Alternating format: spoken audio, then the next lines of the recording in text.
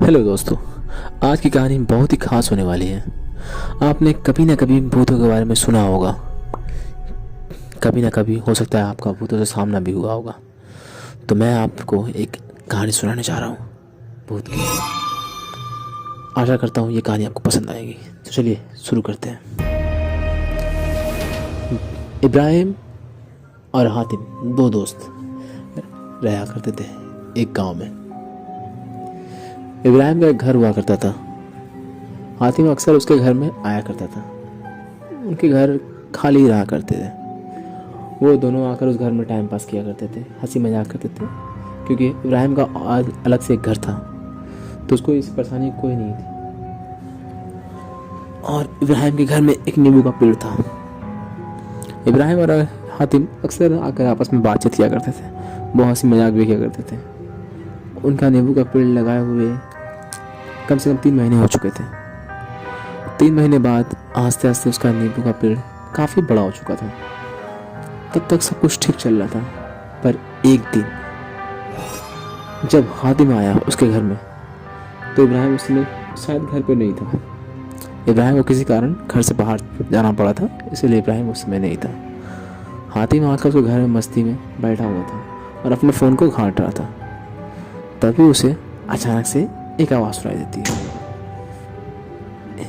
हातिम को लगा कोई बाहर से कोई आवाज़ दे रहा है, तो हातिम उतना केयर नहीं करता है और उसे इग्नोर कर देता है। फिर कुछ देर बाद वो अपना फ़ोन घाट ही रहा था कि फिर एक अचानक से आवाज़ आती है। हातिम इस बार चौंकता है कि ये क्या था। हातिम आहिस्ता आहिस्ता बाहर की ओर जाता है और जैसे दरवाज़ा खोलता है उसे देखता है कि एक बच्चा दरवाज़ा दूर ठोक रहा था।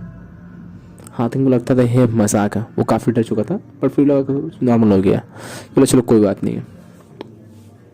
फिर हातिम आकर अपने रूम में बैठ गया। वो इब्राहिम का वेट कर रहा था पर इब्राहिम का कोई पता नहीं था। इब्राहिम अभी भी नहीं पहुंचा था उसके घर पर। अब आहिस्ता आहिस्ता उसे पेड़ के हिलने की आवाज़ आई, पर वो भी चौंक गया क्योंकि उसके आंगन में पेड़ था वो, और वहाँ कोई भी बच्चे आ नहीं सकते थे क्योंकि बाहर में दरवाज़ा बंद रहता था। उसने आकर देखा कि यार ये पेड़ क्यों हिल रहा है, जबकि ना ही हवा कोई चल रही है ना ही कोई मौसम ऐसा है। उसे कुछ अजीब लगा पर उसने ध्यान नहीं दिया। अब वो इब्राहिम का वेट करते हुए उस दिन उस घर से चला गया। जब अगली सुबह हातिम फिर आया तब इब्राहिम सो रहा था। इब्राहिम को वो उठाता है और कल रात में क्या क्या हुआ वो उसे बताता है। पूछता है तू कहाँ था। इब्राहिम बताता है कि मैं किसी काम से बाहर गया था, इसलिए कल रात को मैं घर पे नहीं था। हातिम उसे बताता है कि मुझे लगा तू एक टाइम के लिए आया था, कोई दरवाज़ा ठोक रहा था, पर तू शायद नहीं था। बोले छोड़ो कोई बात नहीं है। इब्राहिम को उठाकर घर से चला जाता है। इब्राहिम मुँह धोने के लिए अपने पर्सनल घर पर चला जाता है और हातिम फिर अपने मोबाइल में वो लेकर घाटने लगता है। हातिम फ़ोन घाट ही रहा था दिन में के समय वो भी। फिर अचानक से गाछ के हिलने की आवाज़ आती है। इब्राहिम वहाँ पे था नहीं। हातिम सोचने पड़ जाता है कि यार ये गाछ क्यों हिल रहा है।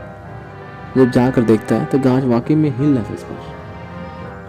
और अचानक से वो डर जाता है कि गाछ क्यों हिल रहा है, और उसी डर के कारण वो घर छोड़कर भाग जाता है क्योंकि उसे अकेले रहने के कारण डर लग रहा था काफ़ी ज़्यादा। अब इब्राहिम कुछ देर बाद घर पर आता है और उसे हातिम को कॉल करता है। हातिम को कॉल करने पर हातिम उसमें कॉल नहीं उठाता है। इब्राहिम को अजीब लगता है पर इब्राहिम बोलता है छोड़ो कोई बात नहीं, बाद में देखते हैं। पर हातिम थोड़ा डरा हुआ था। फिर भी हातिम ने शाम को एक बार उसके रूम पर आने की कोशिश की और वो आया तो देखता है कि बाहर ताला लगा हुआ है। इब्राहिम इस बार कहीं गया हुआ था। पर कुछ देर कॉल करने के बाद इब्राहिम का एक छोटा भाई चाबी लेकर आता है जो हातिम को दे देता है। हातिम रूम खोलकर अंदर जाकर बैठा है और बैठकर अपना फ़ोन फिर से घाटने लगता है। और फिर से उसे एक आवाज़ सुनाई देती है बिल्ली की। और फिर कुछ देर बाद उसे कुत्ते की आवाज़ सुनाई देती है जो काफ़ी रो रहा था। वो अभी भी समझ नहीं पा रहा कि ये क्या हो रहा। अब जैसे ही वो आगे बढ़ता है उसके जान हलक में थी। वो पूरी तरह डरा हुआ था। फिर भी वो धीरे से अपने रूम का दरवाज़ा खोलता है और आंगन में जाने की कोशिश करता है। जैसे वो आंगन में आता है, देखता है कि पेड़ जोरों से हिल रहा है, जोरों से हिल रहा है, और रात के अंधेरे में उसे और कुछ नजर नहीं आ रहा है। पर जैसे वो बाहर जाता है, उसकी जान जैसे हलक में आ चुकी थी। वो चीखने वाला था, पर अचानक से देखता है कि एक बिल्ली फंसी हुई है और उसके रस्सी लगा हुआ था, इसीलिए वो पेड़ काफ़ी ज़ोर शोर से हिल रहा था। ये देखकर हातिम काफ़ी हंसता है, और बाद में इब्राहिम जब आता है तब उसको बताता है, यार ये बिल्ली फंसी हुई है, इसीलिए ये इस तरह हो रहा था, मैंने कल इसे देख लिया था, वो बिल्ली को मैंने छुड़ा दिया था, फिर भी वो आकर फंस गई थी।